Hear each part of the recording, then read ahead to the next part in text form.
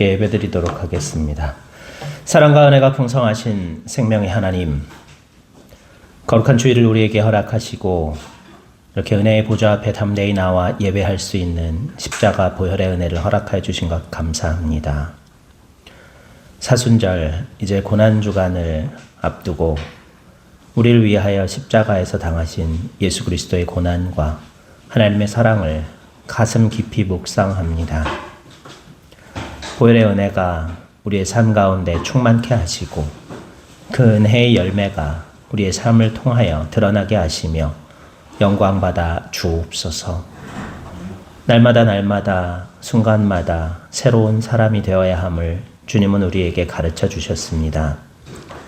십자가의 은혜를 생각하며 날마다 새로워지는 새 사람을 입는 하나님의 새로운 피조물들이 될 수 있도록 역사하여 주옵소서. 이 시간 우리의 예배를 기쁘게 받아 주시옵시고 부활의 그 은혜로 그 영광으로 우리의 삶도 충만케 채워주실 줄 믿사오며 우리 구주 예수 그리스도 이름으로 감사하며 기원하옵나이다. 아멘. 사도신경으로 신앙 고백 드리겠습니다. 전능하사 천지를 만드신 하나님 아버지를 내가 믿사오며 그 외아들 우리 주 예수 그리스도를 믿사오니 이는 성령으로 잉태하사 동정녀 마리아에게 나시고 본디오 빌라도에게 고난을 받으사 십자가에 못 박혀 죽으시고 장사한 지 사흘 만에 죽은 자 가운데서 다시 살아나시며 하늘에 오르사 전능하신 하나님 우편에 앉아 계시다가 저리로서 산 자와 죽은 자를 심판하러 오시리라. 성령을 믿사오며 거룩한 공회와 성도가 서로 교통하는 것과 죄를 사하여 주시는 것과 몸이 다시 사는 것과 영원히 사는 것을 믿사옵나이다. 아멘. 이 시간 하나님께서 우리에게 주시는 말씀은 신약성경 고린도후서 5장 14절에서 21절까지의 말씀입니다. 신약성경 290쪽입니다. 고린도후서 5장 14절에서 21절까지 말씀.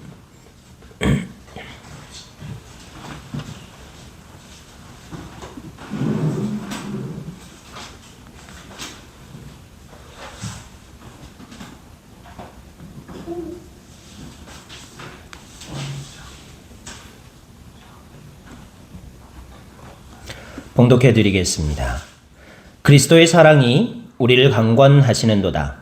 우리가 생각하건대 한 사람이 모든 사람을 대신하여 죽었은즉 모든 사람이 죽은 것이라. 그가 모든 사람을 대신하여 죽으심은 살아있는 자들로 하여금 다시는 그들 자신을 위하여 살지 않고 오직 그들을 대신하여 죽었다가 다시 살아나신 이를 위하여 살게 하려 함이라. 그러므로 우리가 이제부터는 어떤 사람도 육신을 따라 알지 아니하노라. 비록 우리가 그리스도도 육신을 따라 알았으나 이제부터는 그같이 알지 아니하노라. 그런즉 누구든지 그리스도 안에 있으면 새로운 피조물이라. 이전 것은 지나갔으니 보라 새 것이 되었도다. 모든 것이 하나님께로서 났으며 그가 그리스도로 말미암아 우리를 자기와 화목하게 하시고 또 우리에게 화목하게 하는 직분을 주셨으니 곧 하나님께서 그리스도 안에 계시사 세상을 자기와 화목하게 하시며 그들의 죄를 그들에게 돌리지 아니하시고 화목하게 하는 말씀을 우리에게 부탁하셨느니라.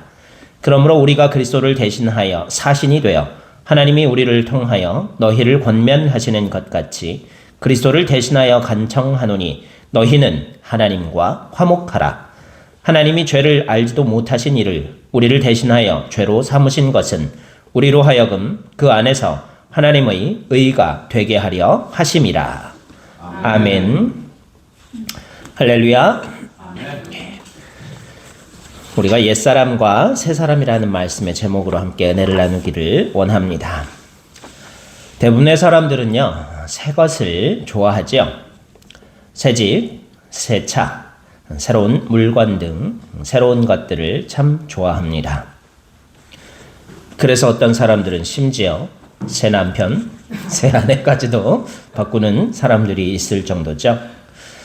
그렇게 새 것들을 참 좋아하면서도 생활 방식이나 사고 방식 등은 전혀 바꾸고 싶어 하지 않습니다. 우리가 삶을 살면서 새 것을 얻기 위하여 갖기 위해서는요, 옛 것을 버려야 합니다. 저희 가족 중에 한 명은 버리는 것을 참 싫어해서요, 집에 많은 쓸모없다고 생각되는 것들이 소중히 간직되어 있곤 해요. 그래서 그것을 비우기 전에는 다른 것을 넣을 수 없을 정도로 옛 것들이 많이 있곤 하죠. 하지만 우리가 더 좋은 새 것으로 채우기 위해서는, 가지기 위해서는 옛 것들, 의미가 없는 것들은 이제 버려야 한다는 사실을 알 수 있습니다. 오늘 본문 말씀을 보면요, 저와 여러분을 뭐라고 표현하고 있어요? 그리스도 안에 있는 어떤 피조물이요? 새로운 피조물이라. 새 사람이다. 그렇게 말씀하시고 계세요. 이는 왜 그렇습니까? 우리 옛사람이 죽어야만 새 생명으로 부활할 수 있는 새 생명으로 다시 살 수 있기 때문에 그렇습니다. 그렇다면 죽어야 할 옛사람과 우리가 입어야 할 새 사람은 어떠한 모습이어야 할지 오늘 본문을 통하여 함께 은혜를 나누고자 해요. 우리가 새 사람이 되어야만 하는 이유는 무엇입니까? 오늘 본문 말씀 뒷부분에 보면은 너희는 하나님과 화목하라 그렇게 명령하고 있죠. 여러분, 지혜는 무엇입니까? 우리 자녀들 집에서 힘 있는 사람하고 잘 지내는 게 평안한 비결이죠. 우리 배승호 집사님 집에서는 누구랑 친한 게 더 잘 평안히 지내는 비결이에요? 제일 힘센 게 우리 희원인가요? 우리 집에서는 누구랑 친하게 지내야지 평안할 수가, 하루가 평안하겠어요? 아빠요. 아빠요? 아빠가 제일 힘써요? 우리 집에서? 엄마도 쫓아낼 수 있어요. 전혀 아빠가 쫓겨날 수 있죠. 그래서 세상 사람들은 어때요? 강자 앞에서 잘 보이기 위해서 줄 잘 서야 된다라는 얘기도 하죠. 남자들 특히 군대 가면 어때요? 줄 잘 서야 되죠. 특히 자대 배치 받기 전에 줄을 쭉 서는데요. 그 선 줄에 따라서 이렇게 보직이 바뀌기도 하고 근무하는 지역이 편안한 곳으로 가기도 하고 아주 힘겨운 곳으로 가기도 합니다. 제 후배 녀석들은 운이 안 좋은 녀석들이 많아가지고 줄 잘못 서가지고 전방 수색대로 간 녀석들이 2명이나 있고, 한 명은 키가 좀 커가지고 키 큰 아이들만 모아갖고 세우더니 헌병대로 들어간 녀석도 있습니다. 한 명은 또 저기 인왕산 수비대라 그래갖고요, 청와대 주변을 이렇게 경계하는 군인들, 거의 경찰 정도로 되게 힘들 그러한 군기가 빡센 그러한 곳에서 근무한 후배도 있었어요. 줄을 잘 서고 또 든든한 백이 있어야 어때요? 생활이, 삶이 편해질 수 있죠. 강자 앞에서 강자와 화목하게 지내는 게 우리가 어때요? 행복하게 사는 비결이라는 거예요. 그런데 신약성경 로마서 8장 7절의 말씀을 보면 이런 말씀이 기록되어 있습니다. 육신의 생각은 하나님과 원수가 되나니 이는 하나님의 법에 굴복치 아니할 뿐 아니라 할 수도 없음이라. 육신에 있는 자들은 하나님을 기쁘시게 할 수 없느니라. 그렇게 표현하고 있어요. 자, 옛사람과 새사람, 우리가 새사람이 되어야 하는 이유는 뭐라고요? 옛사람을, 육신에 속한 자들, 우리 지체를 죽이고 새사람을 입어서 하나님을 기쁘시게 하는, 하나님과 원수된 삶에서 하나님과 가까운 삶으로 변화되기 위하여서 우리는 새 사람이 되어야만 할 줄로 믿습니다. 새 사람이 왜 되어야 된다고요? 하나님, 이 세상에 천지를 창조하시고 가장 강력하신 하나님과 화목해야만 우리의 삶이 평안한 삶이 될 수 있기 때문이라는 사실을 기억하시기를 소망합니다. 집에서 엄마랑 힘이 센 엄마랑 사이가 안 좋으면, 화목하지 못하면 어때요? 하루가 힘들어지죠. 오늘이 그날이에요. 복싱을 해요, 엄마랑? 정답 없이 하는. 정답 없어요? 그렇죠. 정답 없이 하는. 장갑 없이 하는 복싱을 해요? 어우, 콩가루 집안이에요, 그러면. 그렇게 되면 안 돼요. 하나님과 화목해야 우리가 온전한 삶을 살 수 있다는 거예요. 그런데 우리가 새 사람을 입지 않고 옛사람, 육신에 속한 삶을 계속해서 살다 보면 십자가의 원수, 하나님과 원수된 삶을 살 수밖에 없다는 거예요. 우리 하나님과 원수된 삶을 살면서 결코 행복할 수 없습니다. 하나님과 화목해야만 우리가 행복한 삶을 살 수 있어요.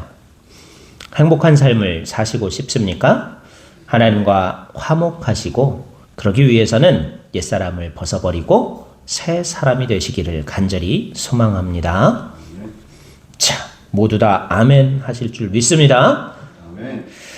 자, 그렇다면 우리가 벗어버려야 할 옛사람은 어떤 모습일까요? 오늘 본문 말씀을 보면요. 육신을 따라 살던 삶이다. 육신을 따라 알았다. 그렇게 성경은 기록하고 있어요. 육신을 따라 알던 삶은 어때요?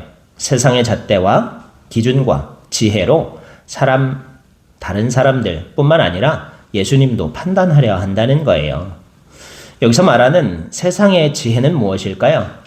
이 세상의 지혜, 뭐가 지혜예요? 세상의 지혜는요, 힘의 논리이죠. 무력과 겁박, 강한 물리적인 힘이나 권력이나 그런 것들을 가지고 있는 것으로서 약한 자들을 억압하고 패배시켜야 이기는 승리를 말하는 것. 그게 바로 세상의 지혜예요.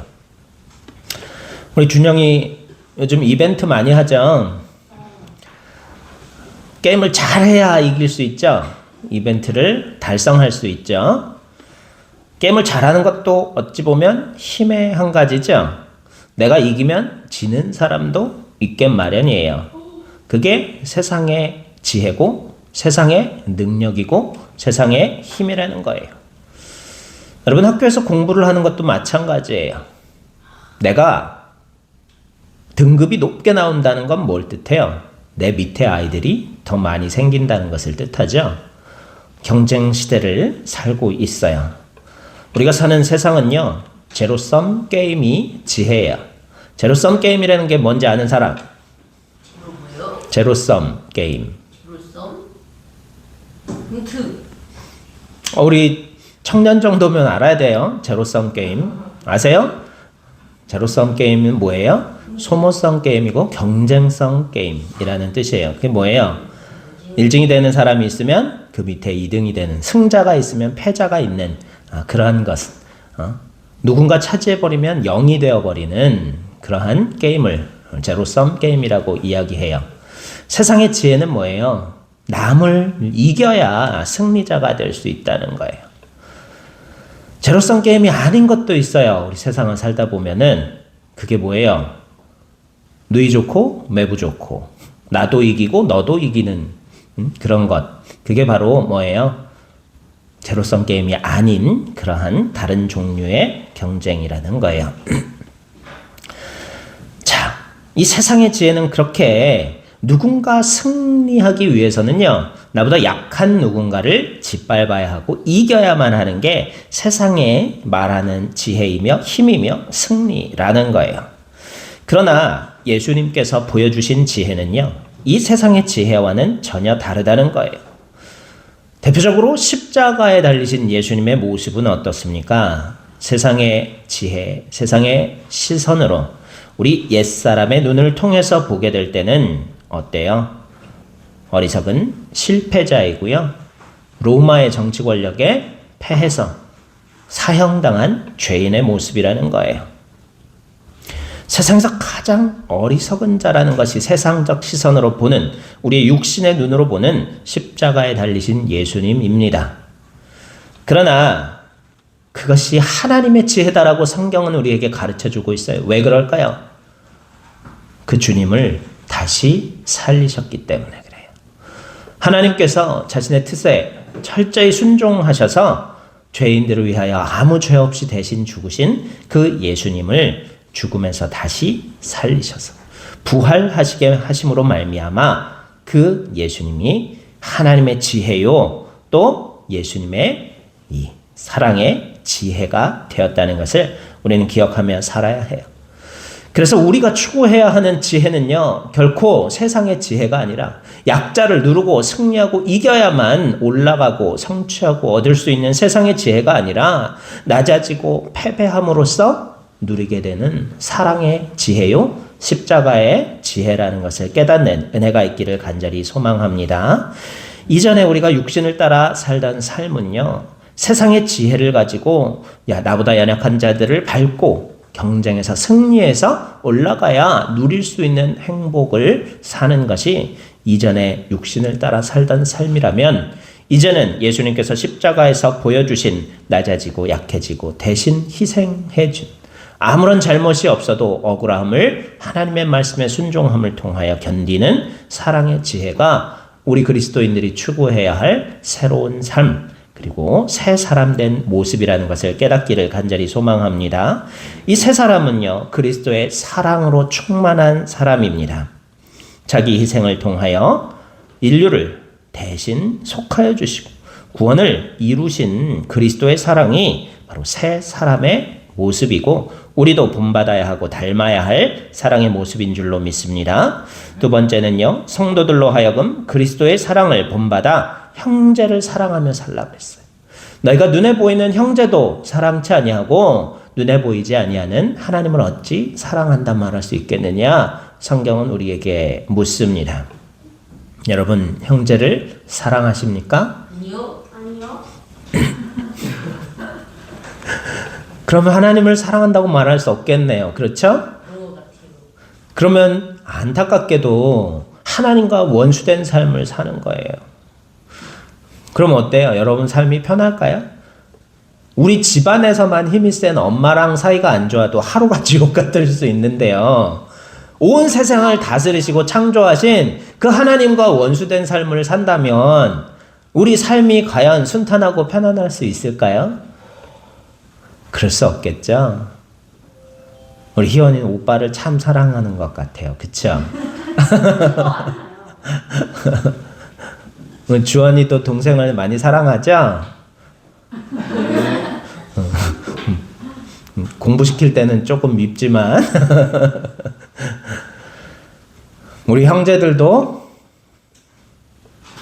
그럴까요? 절대 우리가 절대 우리 준영이 갑자기 절대 학원에서 오는 길에 형이 비슷한 또래의 덩치 큰 아이들한테 막 두들겨 맞고 있는 걸 봤다고 생각해봐요. 혹시 그럼 우리 준영이 어떻게 반응할까? 아주 쫄아서 튀어요. 잘한다, 조금 더 때려주세요, 그럴 거야? 네. 안 그럴걸요? 아니요. 둘이 아웅다웅 하더라도요, 이 외부의 적이 나타나잖아요. 형제들이, 그런 얘기 제가 설교 때 많이 했었는데요. 어렸을 때 이 오세웅 오세단이라는 형제가 있었어요. 쌍둥이였어요. 그런데 저랑 이렇게 그 집에 가면 복싱 글러브가 있어갖고 이렇게 복싱을 하는데, 한 명이 심판을 봐주면 나랑 이제 그 형제 중에 한 명하고 이렇게 복싱을 하는데, 제 친구랑 저랑 이제 글러브를 끼고 복싱할 때 동생이 심판을 보는데 제가 어떻게 좀 잘했나 봐요. 그래갖고 이 형 녀석을 이렇게 몇 대 때렸더니 갑자기 심판 보던 녀석이 제 머리구덩이를 붙잡고서 형이 때리게 붙잡고 있는 거예요. 그래갖고 코피만큼 코피 나지고 형제한테 아주 그렇게 당했던 기억이 있어요. 형제는 용감했다. 그런 거예요. 평소에는 자기들끼리 글러브 끼고 싸웠겠죠. 그런데 이 친구는 외부에 적이 나타나서 형을 때리기 시작하니까 동생이 갑자기 제 머리구덩이 뒤에서 잡더니 형이 막 때리게 하는 거예요. 우리가 형제가 서로 화목하고 사랑하고 내 이웃을 내 몸과 같이 사랑하라 하신 그 말씀을 우리가 늘 기억하며 살 수 있기를 바라요. 그게 새 사람의 모습이고요.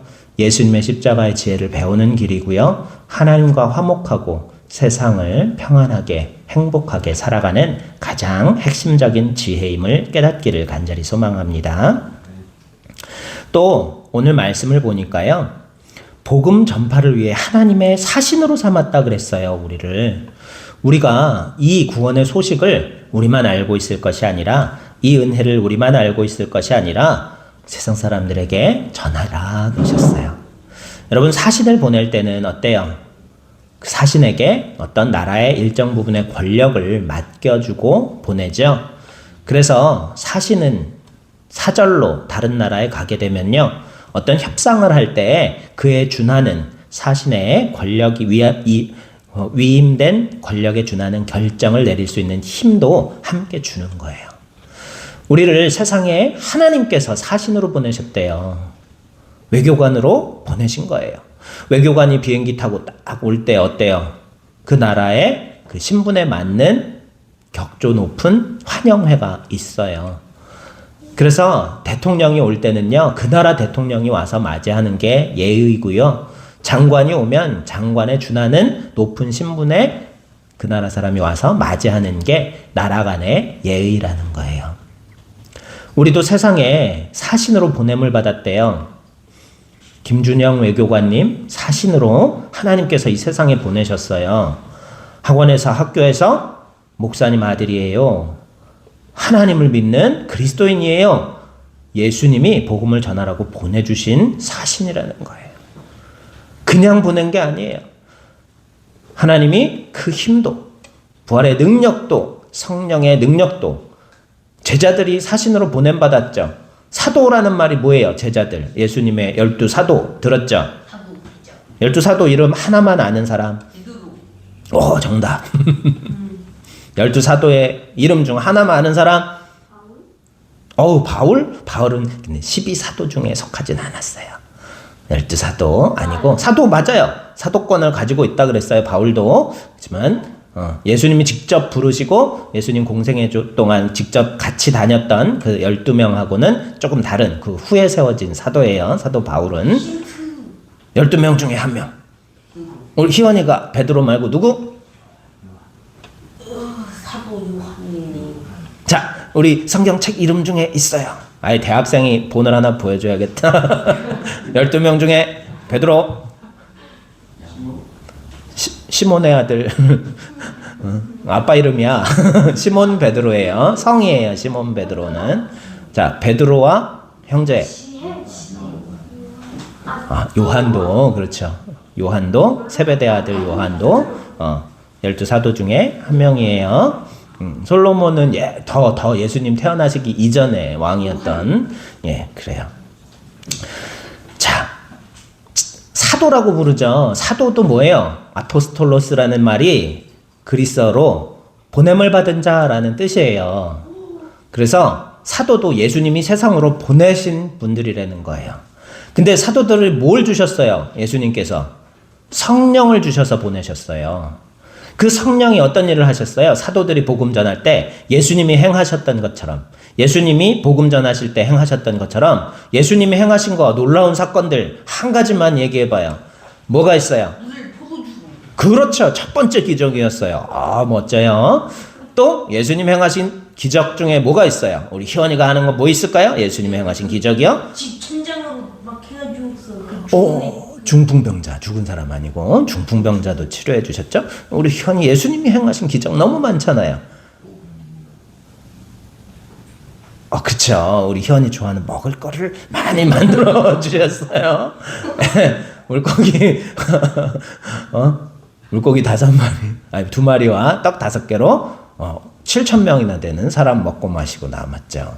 자, 우리 준영이는 뭘 알고 있을까요? 예수님이 행하셨던 기적 가운데 하나 기억나는 거 있어요?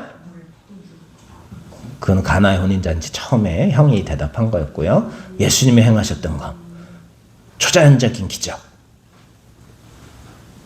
많이 있어요. 그거는 예수님이 행하신 게 하나님이 출애굽 때 행하셨던 거고요. 예수님이 사도들하고 같이 12사도들과 다니시면서 행하셨던 기적 가운데 또 뭐가 있을까요? 물이 맞아요. 우리 아들 물 좋아하더니 물에 관련된 기적들을 많이 얘기하네요. 자, 또 뭐가 있을까요? 죽은 나사로를 살리셨어요. 그렇죠. 그렇죠. 나사로 나사로를 이제 죽은 지 사흘이나 지나서 이제 시신의 부패가 막 시작돼서 냄새가 날 정도였는데 예수님이 나사로야 일어나라 그러시니까 죽었던 나사로가 벌떡 일어나서 몸에 감았던 미라같이 감았던 붕대를 풀고서 걸어 다녔어요. 그래서 먹을 것을 주어라 그러셨죠. 하나 생각났다. 또 허경숙의 외모를 더 못생기게 만들었어요. 기적이에요. 예수님의 기적에 믿음이 좋네요.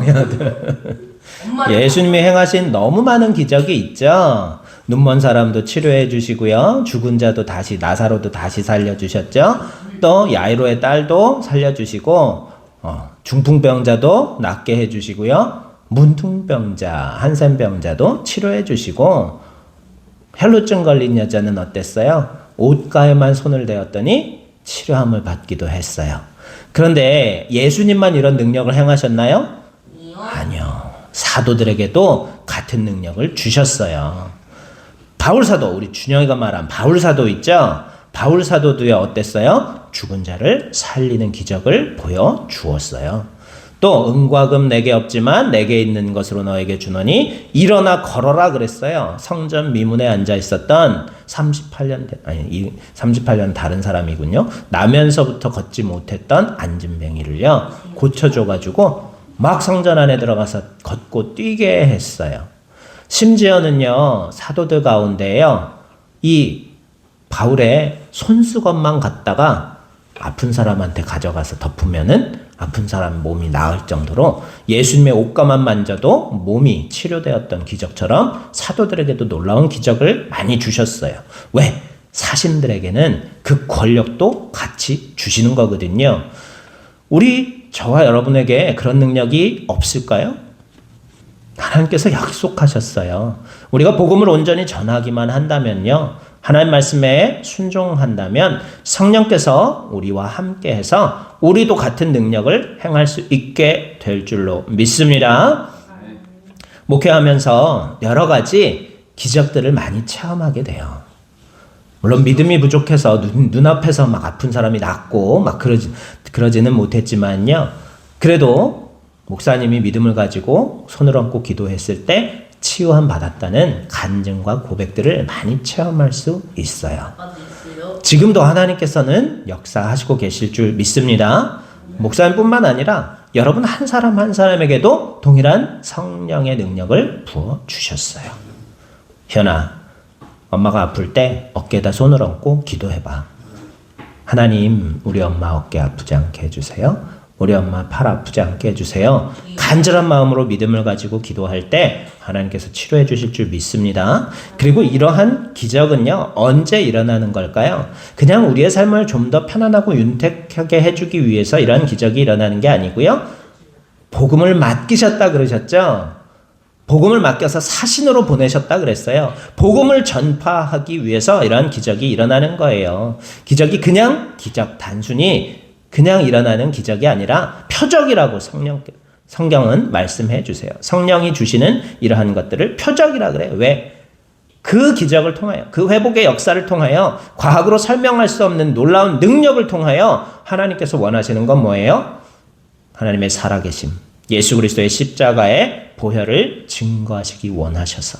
그래서 한 생명이라도 죽을 수밖에 없는 한 생명이라도 더 예수님의 십자가 구원의 은혜를 누려 구원하시기를 원하셔서 그런 놀라운 능력들, 성령의 기적을 베푸시는 줄로 믿습니다. 나 자신도 그래요. 자기 몸에 손을 얹고 기도할 때도 하나님께서 뜨겁게 역사해 주시는 경우가 많아요. 내 믿음이 아직 온전치 못할 때, 성령으로 온전히 거듭나지 못했을 때 자기 머리에 손을 얹고 자기 아픈 몸에 손을 얹고 기도할 때 성령께서 나를 새롭게 해주시고 옛사람을 벗어버리고 새사람으로 변화되는 놀라운 능력도 허락하여 주시는 줄로 믿습니다. 저와 여러분에게도 그 능력이 있음을 믿습니다. 부활의 능력을 우리에게 허락하셨기 때문에 성령의 능력도 우리에게 주셨고, 우리가 적극적으로 복음을 선포하고 예수 그리스도의 다시 사신 부활의 증인으로 살 때 그 성령의 능력을 저와 여러분 모두에게도 허락해 주실 줄 믿습니다. IT 지진이 2010년에 있었어요. 2010년 때에 뉴질랜드 출신의 UN 직원이 이 IT에 지진이 났을 때 그때 지진으로 딸 셋과 남편이 머물고 있는 호텔이 전체가 무너져 내려버렸어요. 그 소식을 전해 들은 아내는 위험을 무릅쓰고 가족이 머물던 호텔로 달려갔어요. 무너진 건물들 사이로 살려달라는 목소리가 들려왔습니다. 분명히 큰딸과 둘째 딸의 목소리였다는 거예요. 아직 살아있구나 기뻤지만 그렇지만 매몰된 건물에 묻혀있는 두 딸을 구할 방법이 아무것도 없었다는 거예요. 연약한 두 손으로 맨손으로 땅에 흙을 파내보았지만 결국은 그 두 딸들도 살리지 못하고 시간이 너무 경과되어서 숨지고 말았다고 해요. 이제 그 무너진 자네를 발굴할 때 남편도 그 잔해 속에서 발견되었는데요. 그 와중에 2살 배기 막내딸도 함께 숨진 줄 알았는데 이 아기는 아빠 품속에서 기적적으로 살아있었다고 해요. 남편의 시신 아래에서 구조되었다고 해요. 그 아버지는요, 자기 힘으로 충분히 이 재난을 피할 수 있었음에도 어린 딸을 살리기 위해 죽음의 길을 택했다고 합니다. 그 아이는 살아나고 또 자라나서 자기의 목숨이 아빠가 그 목숨과 바꿔준 생명이라는 것을 알게 된다면 이 아이는 어떠한 삶을 살게 될지 우리는 생각할 수 있지 않겠습니까? 저와 여러분도 마찬가지예요. 우리가 어떻게 살게 된 인생입니까? 예수님께서 하나님의 아들이신 그 예수님께서 십자가에서 우리를 살리시기 위하여 대신 피 흘려 죽어서 살려주신 생명임을 기억하면서 결코 시시한 삶, 눈앞에 육체적인 것만을 추구하면서 살아가는 그러한 시시한 삶을 살지 않기를 간절히 소망합니다. 사람은 눈앞에 닥친 게 제일 크게 느껴져요. 우리 주원이한테는 지금 군대 문제, 그리고 복학해서 어떻게 하면 좀 더 성적을 잘 거둬서 좋은 직장에 취직할까 하는 게 제일 시급한 문제겠죠. 우리 준영이한테는 어떻게 하면 이벤트를 빨리 들어가서 이 게임에서 이벤트 배지 100개를 따고 싶대요. 우리 준혁이는 오늘 디모브 잘 꼬셔서 당구 치러 가야 되는데 눈앞의 문제가 제일 크고 어려워 보여요. 하지만요, 우리가 새 사람임을 기억하시기를 간절히 소망합니다. 예수님께서 십자가에서 피 흘려 죽으심으로 살려주신 생명임을 기억하면서 시시한 삶, 눈앞에 보이는 것만을 추구하는 어리석은 삶이 아니라 하나님의 뜻은 무엇일까? 하나님이 나를 통하여 이 땅 가운데 이루시기 원하시는 그 뜻은 무엇일까를 묵상하면서 거룩하고 높은 곳을 향하여 살아갈 수 있는 저와 여러분 모두가 되시기를 간절히 소망합니다. 우리를 또한 새로운 피조물이라 그랬어요. 새로운 피조물은 뭐예요? 그리스도를 믿음으로 구원을 얻고 이전과 다른 새로운 삶을 누리는 새 사람이라는 거죠. 아빠가 나를 위해서 대신 죽었대. 그 마음으로 살아가는 그 딸의 삶은 분명히 그 아빠의 생명을 던져주신 귀한 사랑이 아로새겨진 삶을 살게 될 거예요. 우리도 마찬가지로 예수님께서 십자가에서 나를 대신하여 당하신 고통과 고난과 피를 늘 생각하면서 죄의 종로로 된 삶에서 해방된 자유로운 삶, 새로운 삶을 사는 은혜가 있기를 간절히 소망합니다. 또한 새로운 피조물은 의롭다 하심으로 얻은 삶이다. 내가 이제 의롭게 살겠다. 내 행위를 통하여 의로워지는 게 아니라 하나님께서 우리는 여전히 죄인이지만 예수님의 보혈을 의지하여 그것을 믿기만 하면 의롭다라고 인정해 주시는 삶, 그것이 바로 새로운 피조물로서의 새 사람인 줄로 믿습니다. 세 번째로 자기 중심의 생활에서 이제는 그리스도 중심의 생활로 바뀌어서 성령의 열매를 맺는 삶을 사는 삶이 바로 새 사람, 새로운 피조물로서의 삶인 줄로 믿습니다. 우리 형님께서 교회에서 목사님 설교가 다른 교회 목사님들 설교랑 많이 달라서 참 좋았다라고 말씀하실 때 어땠어요? 그 말씀을 한 주간의 나의 삶에서 어떻게 적용해보고 어떻게 실천해볼까라는 것을 구체적으로 가르쳐줬을 때 참 재미있다라고 말씀하셨었죠. 그래요. 우리의 삶도 마찬가지예요. 이제 나 중심의, 나를 위해서 살던 생활과 삶에서 그리스도 중심의 생활로 바뀌어서 이전에 육체의 열매에 썩어지고 죽어질 수밖에 없는 육체의 열매를 맺는 삶을 살았다면 이제는 성령의 열매를 맺는 삶을 사는 것, 그것이 새로운 피조물의 삶인 줄로 믿습니다. 또한 새로운 피조물의 삶은 화목하게 하는 직분을 주셨다 그랬어요. 하나님과 우리가 화목할 뿐만 아니라 다른 사람들도 하나님과 화해할 수 있도록 도와주는 삶이라는 거예요. 헬라어로 카탈라게, 이게 바로 하나님과 화목이라는 거예요. 인간과 인간뿐만 아니라 하나님과 인간이 화목하게 되는 모든 것을 포함하는 단어가 바로 이 단어라는 거예요. 하나님과 화목하다는 것은 어때요? 사랑을 실천하는 삶이라는 거예요. 여러분, 큰아들이 얘기했던 지붕에 구멍을 뚫고 인파가 너무 많아서 그 사람, 중풍병자를 예수님 가까이 데리고 갈 수가 없었어요. 그래가지고 어떻게 했어요? 지붕 위에, 예수님 계신 집안에 지붕에 올라가서 그 지붕 벗겨내고 구멍을 뚫어갖고 침상째로 예수님 앞에다가 4명이 힘을 합쳐갖고 몸을 움직이지 못하는 중풍병자를 달아내렸죠. 그랬더니 예수님께서 어때요? 내 믿음이라고 중풍병자만 그 믿음을 칭찬한 게 아니에요.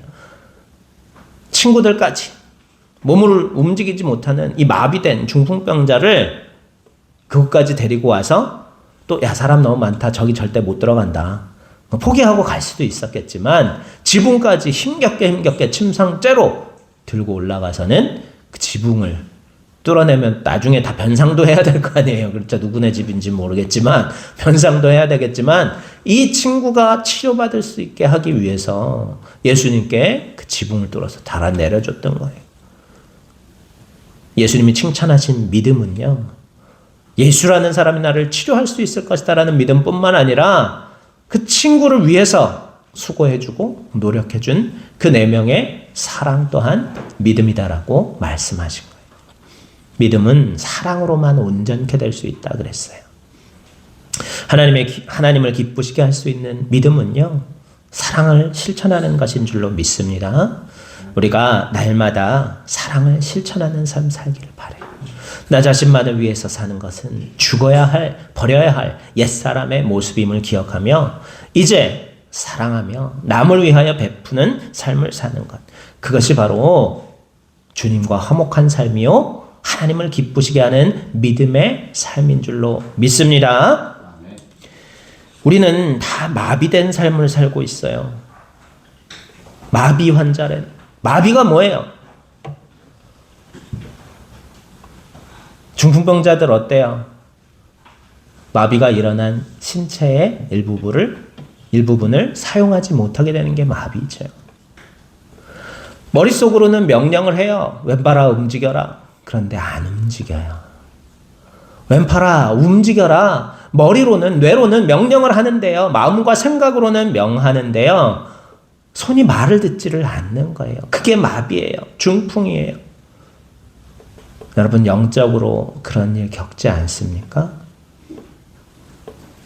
밤에 자기 전에 이빨 닦아야 된다고 치과 선생님이 그렇게 얘기를 하는데 내 머리도 그걸 알고 있는데 몸이 침대에 누워서 일어나지를 못해요. 마비예요. 우리 마음은요, 예수님 뜻대로 순종하면서 살고 싶어요. 그렇죠? 복음을 온 세상에 힘있게 증거하면서 하나님이 능력 주시는 성령 충만한 삶을 다 살고 싶어요. 그런데 그렇게 못해요. 우리도 마비된 삶을, 영적으로 마비된 삶을 살고 있는지 몰라요. 이 마비가 풀리려면 어떻게 해야 돼요? 믿음으로 예수님께 나아가야죠. 중풍병자 자기 힘으로 나갔어요? 아니, 몸이 말을 듣지 않는데 어떻게 자기 힘으로 나갈 수 있겠어요? 친구들의 사랑으로 나간 거예요. 여러분, 우리도 그렇게 서로를 사랑하면 주님께서 내 믿음이 너를 구원하였다라고 선포해 주시며 우리의 모든 마비를 치료해 주시고요, 능력 있는 믿음의 삶을 살 수 있는 새 사람으로, 새로운 피조물로 바꿔 주실 줄로 믿습니다. 십자가를 의지한다는 것, 예수님을 더 믿는다는 것은 바로 더 많이 서로 사랑하는 사실이라는 것을 우리가 기억하면서 우리가 우리 이웃을 내 몸과 같이 사랑하여 주님의 이 복음을 전파하는 삶을 살기를 간절히 소망합니다. 미국 아리조나주의 피닉스에 살고 있었던 사람이 얼마 동안 감옥에서 징역을 살고서는 출감을 했어요. 감옥에서 나오게 됐어요. 그런데 이 사람은요, 형무소에서 나가는 날에는 반드시 자기를 그곳에 보낸 사람을 총으로 쏘아 죽이기로 작정하고 하루하루 출감될 날만을 기다리고 있었던 사람이에요. 이 사람이 드디어 자유의 몸으로 풀려 나오던 날 집에 가보니 어린 아들 둘만 남아 있었다는 거예요. 두 아들을 바라보는 이 사람의 마음에는 이제 자기가 한 사람을 쏘아 죽이면 아이들을 다시는 볼 수 없게 되었다는 생각이 들었어요. 그래서 자기는 불행한 운명으로 이러한 길을 가지만 자식들만은 부디 잘 되기를 바라는 마음으로 그날 저녁에는 아이들을 데리고 함께 가까운 교회를 찾아가게 되었다고 해요. 하나님의 말씀이 강단에서 선포될 때 생명의 말씀은 이 사람의 가슴을 파고 들었습니다. 그는 어찌할 줄 모르는 상태까지 가게 되었어요. 이제 말씀을 끝낸 후 목사는 그리스도를 모시고 새로운 인생으로 살 사람은 앞으로 나와서 주님을 영접하라고 말했어요. 성령의 감동을 받은 이 사람은 말씀에 순종하여 두 아들의 손목을 양손으로 잡은 채로 중앙 통로를 걸어서 강단 앞으로 나아갔습니다. 눈물을 하염없이 줄줄 흘리며 이 사람은 품에 품고 온 권총을 꺼내서 목사님에게 건네주었습니다. 그리고는 다음과 같이 말했어요. 여러분, 나는 오늘 밤에 한 사람을 쏘아 죽이려고 총을 품고 나온 악한 사람입니다. 그러나 하나님의 사랑의 복음이 이제 나를 새 사람으로 만들어주셨다는 것을 깨달았습니다. 나는 이제부터 새롭게 살렵니다. 오늘 이후로 나는 권총을 들고 가는 것이 아니라 하나님의 말씀인 성경을 들고 나를 감옥에 보냈던 그 사람을 계속해서 찾아다니겠습니다. 라고 고백하더라는 거예요. 권총 대신 성경으로 바꾸었어. 복수심 대신 예수 그리스도 복음으로 용서하고 새 사람이 되어서 자기 목숨뿐만 아니라 두 아들의 목숨까지도 건져낸 그러한 결단의 이야기예요. 이게 바로 옛사람, 권총을 버리고 성경을 취한 옛사람을 벗어버리고 새로운 사람이 된 새사람, 새로운 피조물의 삶인 줄로 믿습니다. 여러분, 오늘 내 삶에 버려야 할 것은 무엇입니까? 이전에 육신을 추구하던 삶에서 버려야 할 삶은 무엇입니까? 우리가 고난주간을 앞두고 새 사람이 되기 위하여 하나님과 화목한 삶을 살기 위하여 버릴 것을 단호히 끊고 버리고 새 사람으로 온전히 거듭나는 부활의 자녀들이 되시기를 간절히 소망합니다. 축도로 예배를 마치겠습니다. 주 예수 그리스도의 은혜와 하나님 아버지의 크고 무궁하신 사랑하심과 성령님의 인도, 보호, 교류, 교통하여 주시는 은혜가 이 시간 우리를 구원하시기 위하여 십자가에서 대신 피 흘리시고 고통당하신 우리 구주 예수님의 거룩하신 뜻을 따라 살아가기로 결단하는 사랑하는 당신의 백성들 머리 위에, 그 사랑하는 가족과 자녀들 위에, 하신 모든 생업 위에, 우리 사정재단과 이 나라 민족 위에 영원토록 함께하여 주시옵시기만을 간절히 축원하옵나이다. 아멘.